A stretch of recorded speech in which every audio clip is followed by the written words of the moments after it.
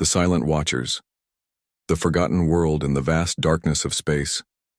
Earth spun quietly around its yellow star, unknown to most of the galaxy's great civilizations.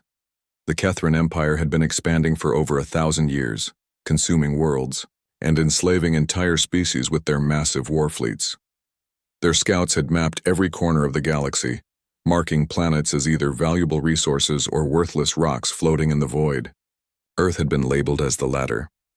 Captain Maya Chen stood in the Deep Space Monitoring Station orbiting Mars, watching endless streams of data flow across her screens. For 15 years she had listened to the whispers of the cosmos, tracking radio signals and electromagnetic pulses that traveled between distant stars. Most of her colleagues thought her work was pointless, but Maya knew better. The universe was full of voices, and someone needed to listen. Tonight was different. Her equipment had been picking up strange patterns for weeks, signals that seemed to come from nowhere and everywhere at once. They were not random cosmic noise or the chatter of known alien civilizations. These signals were deliberate, purposeful, and they were getting stronger. Dr. Sarah Martinez floated into the observation deck, her face showing the same exhaustion that Maya felt. As Earth's leading xenobiology specialist, Sarah had spent her career studying the possibility of alien life, but she had never expected to encounter it during her lifetime. The recent signal discoveries had changed everything. "Any luck decoding the new transmissions?" Sarah asked, anchoring herself to a chair beside Maya's workstation. Maya shook her head, frustration clear in her voice.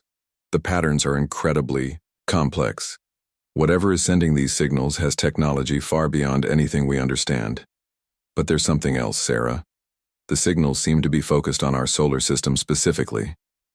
Both women stared at the data displays, watching, as new signal spikes appeared every few minutes. The transmissions were coming from multiple sources scattered across the galaxy, but they all seemed to be coordinating their messages toward Earth. It was as if the entire universe had suddenly become aware of their small blue world. The Kethran.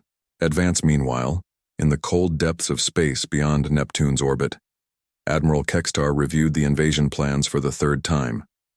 His massive command ship, the Bloodhammer, led a fleet of 200 warships toward the unsuspecting planet. The Kethran Empire had decided that Earth's solar system contained valuable resources, and the primitive humans would make excellent slaves for their mining operations. Kextar's intelligence reports painted humanity as a weak species barely capable of space travel. Their weapons were crude, their ships were slow, and they had no allies anywhere in the galaxy. The invasion would be over in hours, maybe less. "Admiral, we are receiving strange energy readings from the inner system," reported his tactical officer. "Multiple sources, origin unknown." Kextar barely glanced at the data. "Probably some primitive human technology. Continue the advance. I want this planet conquered before the next cycle." But the energy readings were not coming from human technology. Deep in the asteroid belt, massive shapes that had drifted silent and dark for millennia were beginning to stir. Ancient systems were coming online, weapons were charging, and hulls that had been disguised as asteroids were shedding their rocky camouflage. The Guardians awakened back on the monitoring station. Maya's equipment suddenly exploded with activity. Signals that had been whispers became roars, and new contacts appeared on her screens faster than she could track them. Something enormous was happening in their solar system. "Sarah, you need to see this," Maya called out, her voice shaking with excitement and fear. "We're not alone out here." The first ship decloaked just beyond Mars' orbit, and it was unlike anything humanity had ever imagined. The vessel was easily 10 kilometers long, its hull dark as space itself but covered in glowing lines that pulsed like a heartbeat. Its design was both beautiful and terrifying, clearly built for war but crafted with an artistic elegance that took Maya's breath away. More ships appeared throughout the solar system, each one massive and clearly ancient. They had been hiding among the asteroids disguised as space debris, waiting and watching Earth for reasons no human could understand. A new signal reached Maya's equipment, this one directed specifically at Earth and transmitted in perfect English. The voice that spoke was deep and resonant, carrying an authority that made both women instinctively straighten. "People of Earth, I am Guardian Zixhal of the Valdris Protectorate. For over 50,000 years, my people have watched over your world, waiting for the day when you would face threats from beyond your skies. That day has arrived. Sarah grabbed Maya's arm, both women staring at the speakers in amazement. They were not alone. They had never been alone. Your species shows great promise, the voice continued. Your creativity, your refusal to surrender, in the face of impossible odds, your capacity for both great cruelty and incredible kindness. These qualities make you valuable to the galaxy and dangerous to those who would see all worlds bow before their empire. The communication was interrupted by alarms throughout the station. Commander Jake Sullivan's voice crackled over the intercom, tense with urgency. All personnel, this is not a drill. Unknown hostile fleet detected entering the outer system. All defense stations to maximum alert. Maya switched her displays to show the approaching Kethran fleet, and her heart sank. 200 warships were racing toward Earth, their weapons already charging for attack.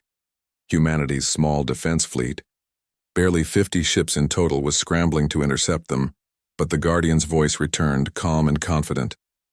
Do not fear, children of Earth. You are under our protection and you are not defenseless. Your world has been chosen for reasons you will soon understand. Hidden strength. As the Kethran fleet approached, more Valdris ships decloaked throughout the solar system. They had been everywhere, hidden in plain sight, waiting for this moment.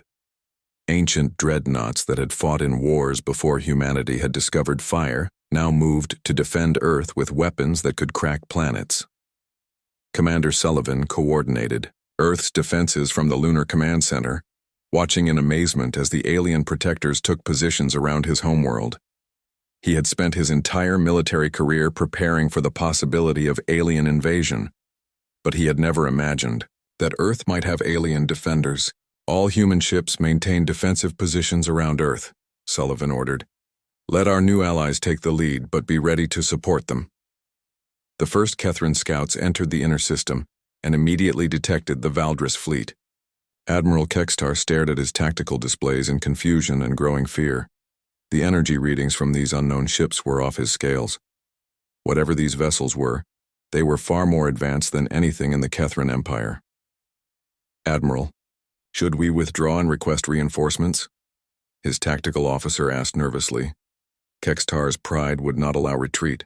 The Kethran Empire had never been defeated by any single world, and he would not be the first admiral to run from a planet of primitives and their mysterious allies. All ships, attack formation.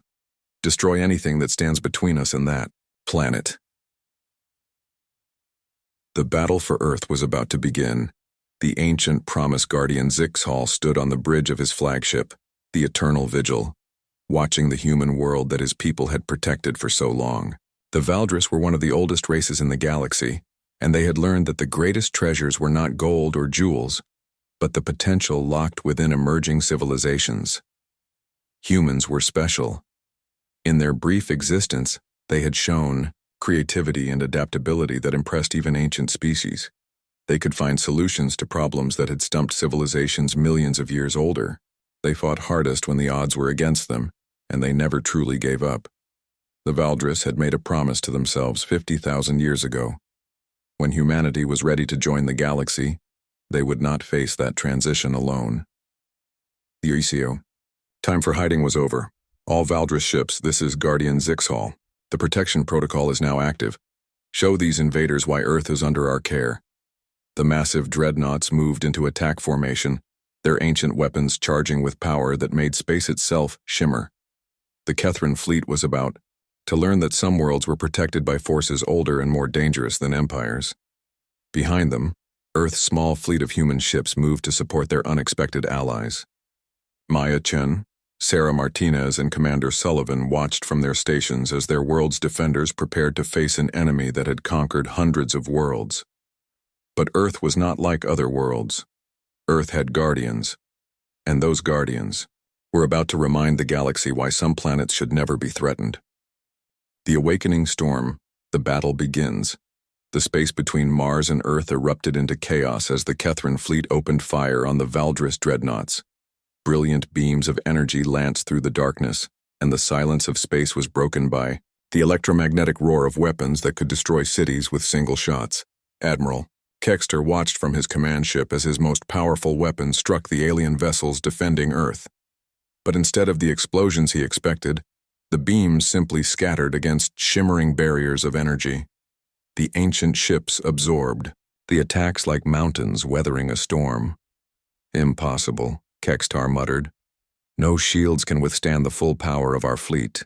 Guardian Zixhal's voice echoed across all communication frequencies, speaking directly to the Kethran commander. "Admiral Kextar of the Kethran Empire, you have brought war to a world under our protection. Withdraw now, and your fleet will be allowed to leave this system intact." The Kethran admiral's face twisted with rage. No one had ever dared to give him ultimatums. His empire had crushed civilizations that had ruled the stars for millions of years. "I am Admiral Kextar, conqueror of the Spiral Arm, destroyer of the Helios Confederation. This primitive world will burn, and your ships will be added to my collection of trophies." The largest Valdris dreadnought, the Eternal Vigil, began to glow along its entire length. Patterns of light raced across its hull like living circuits, and the space around it began to bend and twist. When the ship fired its main weapon, reality itself seemed to tear open. The beam that emerged was not just energy, but compressed time and space, a weapon that existed in dimensions the Kethran Empire had never dreamed of. It struck 3 Kethran battleships simultaneously, and they simply ceased to exist. Not destroyed, not vaporized, but removed from reality as if they had never been built. Human ingenuity Commander Sullivan watched the impossible battle from Luna Command, his tactical displays showing energy readings that broke his instruments. But even as the Valdris ships demonstrated their overwhelming power, he noticed something that filled him with both pride and terror. The Kethran fleet was adapting. Despite their losses, they were learning from each exchange, modifying their tactics and finding ways to work around the Valdris defenses. The alien invaders were not just brutes with big guns. They were experienced conquerors who knew how to win against superior technology. "Dr. Martinez," Sullivan called to Sarah, who had joined the command center, "I need you to analyze the Kethran attack patterns. Find me something we can exploit." Sarah pulled up the battle data, her trained eye searching for weaknesses that the massive alien fleets might miss. As a xenobiologist, she understood that every species had blind spots based on their evolutionary history and cultural biases. "Commander, look at this," she said excitedly. "The Kethrans fight like pack hunters. They're incredibly coordinated, but they always assume their prey will either run or fight back in predictable ways. They've never faced defenders who could think outside their tactical models." Maya Chen's voice crackled over the communication system from her monitoring station. "I'm picking up transmissions between the Kethran ships. They're having trouble with our gravity well. Their formations keep drifting when they pass close to Earth's moon." Sullivan's eyes lit up with understanding. "That's it. Sarah, can you calculate the exact gravitational effects between Earth, Luna, and Mars right now?" "Already on it," Sarah replied, her fingers flying over her console. "If we time it right, we can use our own solar system against them." The plan was brilliant in its simplicity. Human ships would lead small groups of Kethran vessels into gravitational fields that would break their formations, while the Valdris dreadnoughts concentrated their fire on the scattered enemies. It was a tactic that only someone who had grown up in this specific star system could have conceived. The Tide Turns captain, Elena Vasquez, piloted her fighter squadron into the thick of the battle, her small human ships darting between massive, alien dreadnoughts like gnats around giants. But these gnats had stingers, and they knew exactly where to use them. "Dragon Squadron, follow my lead," she broadcast to her pilots. "We're going to show these invaders how humans fight." Her fighters streaked toward a group of Kethran cruisers, firing their weapons to get the aliens' attention. The Kethran ships took the bait, breaking formation to pursue what they saw as easy targets. But Elena led them straight into the gravitational influence of Earth's moon, where their heavy ships became clumsy and slow. The Valdris ship Starbreaker was waiting. Its weapons reached out across space like the fingers of an angry god, touching each Kethran vessel with beams that turned their hulls into expanding clouds of glowing gas. "Beautiful work, human pilots." Guardian Zixhal's voice came over Elena's radio. "Your species fights with a creativity that brings honor to this alliance." Throughout the solar system, the battle was turning. Human tactical thinking combined with Valdris firepower was proving devastating to the Kethran fleet. The invaders found themselves fighting an enemy that refused to follow the rules of warfare they understood.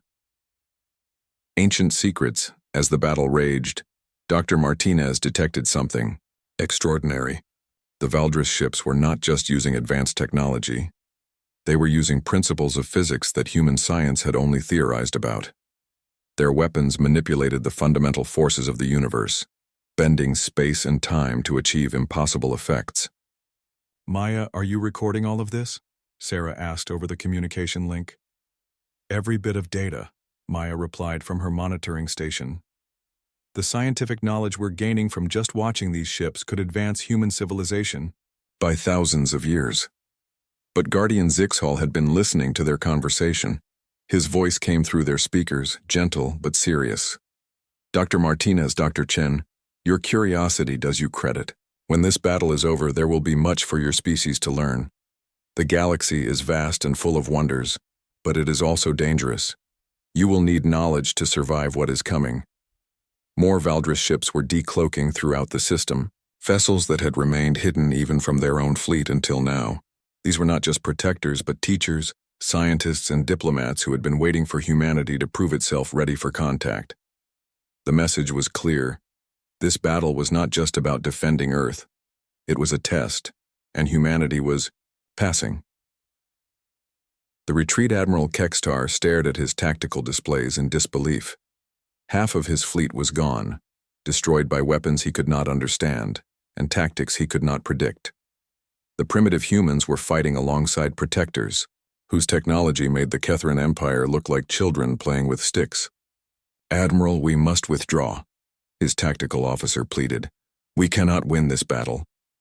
For the first time in his long career, Kekstar was forced to agree. The Kethran Empire would need to reassess everything they thought they knew about this region of space. Earth was not an undefended world of primitives. It was protected by guardians whose power rivaled anything in the galaxy. "All ships retreat to the outer system. Send word to the Empire. Earth is under the protection of unknown forces. Request additional intelligence before any future operations." As the surviving Kethran ships fled toward the edge of the solar system, the Valdris fleet allowed them to go.